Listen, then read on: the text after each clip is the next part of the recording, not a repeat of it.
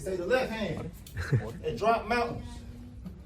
They say the right hand, be slaying dragons. The untouchable True School Sports Empire, and y'all know the rest, man. Now listen, this is my Rafael Espinoza versus Arnold Khegai post-fight review, and the result of the fight is Rafael Espinoza stopping Arnold Khegai in 10 rounds. The corner pulled him out after the 10th round. And really just want to give respect to Espinoza. You know, it's his 4th successful defense of the title. Very routine day at the office for him. Let's talk about it, because coming into the fight, you know, I thought he would get rid of Khegai a little bit earlier, but respect to Khegai, you know, he knew that this was his opportunity to win a world title, and he gave it every last fiber of his being until he couldn't no more.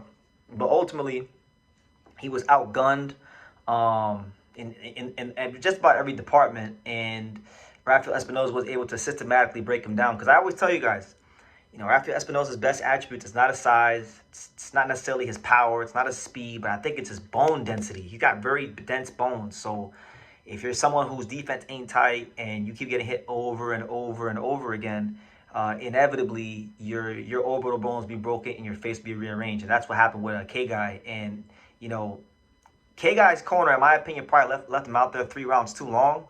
But when you're fighting for a world title, you give your fighter the benefit of the doubt, especially when he's at the end of his career, and he's a fighter that's probably not going to get an opportunity like this again. So you give him the best opportunity to do what he can. But ultimately, Espinoza just too good for Khegai. You know. Now what I will say is this: I'm keeping it mostly positive, but you know, the executives at Top Rank and Pro Box are talking about doing an Angelo fight.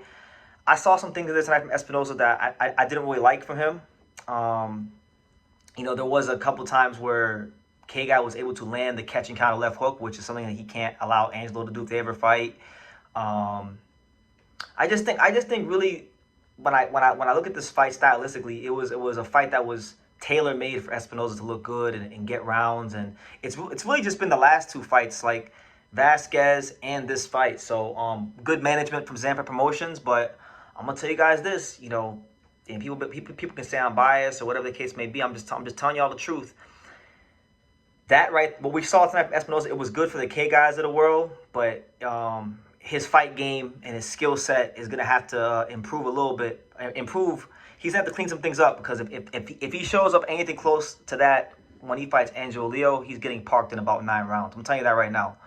I look forward to them fighting. You know, he's done his job, so respect to him for being a professional. Now Angelo got to do his job when he fights Dimiani in February, and then we should have a fight later in 2026. But really just I'm happy for Espinoza, because this is a guy that, you know, he earned his way in boxing. He was a fighter that was very, you know, not so much regarded by the boxing world at one point, and then he was brought in to lose against Robesi Ramirez as I believe like an 8-1 or 9-1 underdog, something like that. And then he beat him, and then, you know, he beat him again for good measure. So it's been great, and I think his handlers, from a managerial standpoint, deserve credit for picking the right fights at the right time to make him look good and you know, extend his longevity as champion and make him one of the next big stars of Mexican boxing. But we're at the 11th hour in the featherweight division. What for all these guys, for Angelo, for Leo, for Nick Ball, for Espinoza, we are at the 11th hour to where now we got to see who's really who. And like I said, Top Rank, Pro Box, they're talking about doing a unification fight. Those talks are going to very much intensify after February. You know, God willing, Angelo gets past Lirato Dimani. But yeah, man, Khegai tonight, when I look at him, you know, he was doing some good things. Like when he was getting in the pocket, you know, I felt like he made Espinoza very uncomfortable. Espinoza was complaining to the ref about some things in there at times. I think Kheigai's biggest problem was that he never really aimed for the body. Everything was always to the head. And, you know, when you're fighting a guy who's 6'1", you're reaching up pretty high. So if you're not going to hit him, you're expending energy, and he's not really getting hit, so it's benefiting him. Didn't really have a lot of volume, and Espinoza was able to, I think, in this fight, really work on his boxing skills, his movement, his jab, his right hand. And because his bones are so naturally dense, you know, you land enough of those punches enough times, then you get, you know, you're gonna see orbital bones fall up and eyes close and things like that. So listen, man, Rafael Espinoza is no joke. He's the real deal. He's in many people's eyes the best featherweight in the world right now, and definitely a great announcement fighter. Like, I can't take that from him. But you know, my opinion, not even just for Angelo, I think even for like a Shushu Carrington, you know, I look at some of the things that he was able to get away with tonight against Khegai. I think even the Shushu Carrington with how he fights at the mid range and how explosive he can be from the mid range, and a couple of times Espinoza will throw the right hand and throw himself into a square position, falling over on his front foot. I feel like even a guy like Carrington matches up well with Espinoza, and right now Carrington's Shushu's all over Twitter, you know, shooting his mouth off about how he's going to be the guy to beat him and these kind of things. But you know, overall, look, there's not much I can really say. It was a routine fight. It was a traditional Espinoza title defense, to where, you know, he beats his opponents into submission and breaks their orbital bones. And, you know, when a guy can break your orbital bones and, you know, force your corner to rethink things, that's when you know the guy is a real dangerous man. So, guys, 2026, I really do feel will be the year for the featherweight division in boxing. And it'll start in February with Angelo Leo fighting Diamante. If he beats Lorenzo Diamante, which I believe he will, we're going to have ourselves a great unification fight between Espinoza and Angelo Leo. And the winner of that fight, I believe, will become the front runner for Naoya Monster Inoue when he inevitably moves to the featherweight. So it's just, we're at that stage now where it's time to find out who's who. You know, it's great that Nick Ball's made money and became champion. It's great that Angelo Leo's made money and became champion. It's great that Espinoza's made money and became champion. But now we want to know who's who. And I think we're at that stage now. And, you know, I think beating a guy like Espinoza is a very, very tall task, pun intended. But I think Angelo Leo is the guy for the job, and I've always thought that, and I've been telling you guys. So, yeah, good fight from him tonight.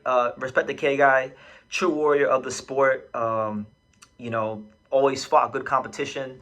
Never had the skills to quite beat the guys at the elite level of boxing, but, you know, he gave the best with what God gave him as far as skills are concerned. You know, he came from Muay Thai, doesn't come from a traditional boxing background. So I feel like even though Khegai, you know, wasn't like nowhere close to the best featherweight in the world, I feel like Khegai got the most out of his career. And if that's the last time we see him, then, you know, he went out like a champ. He went out like a warrior.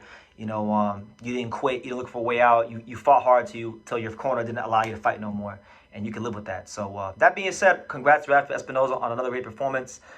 We are trending closer and closer towards massive legacy unification fights in the featherweight division, and I can't wait for them. So yeah, what did you guys think? What do you guys think about Espinoza's performance? How do you think he matches up with the other guys in the division, like Nick Ball, like Angelo Leo, like Bruce Carrington, and all those kind of guys? Leave your comments down below. Make sure you guys take the time to subscribe. And like I say in every single one of these videos, you can love me or you can hate me, but I'm just a kid from Dang. So until next time, take care, guys. Thank you for watching True School Sports. Thank you for watching another video on the untouchable True School Sports empire, the home of boxing. We're on the road to 100,000 subscribers, guys. So help us keep being great. Help us keep pushing out that real boxing content for the fine folks all around the world. And make sure you jab, you hook, you Mike Tyson, you Mayweather that subscribe button. Pops, show them how do they gotta hit the subscribe button. Pop, pop, pop.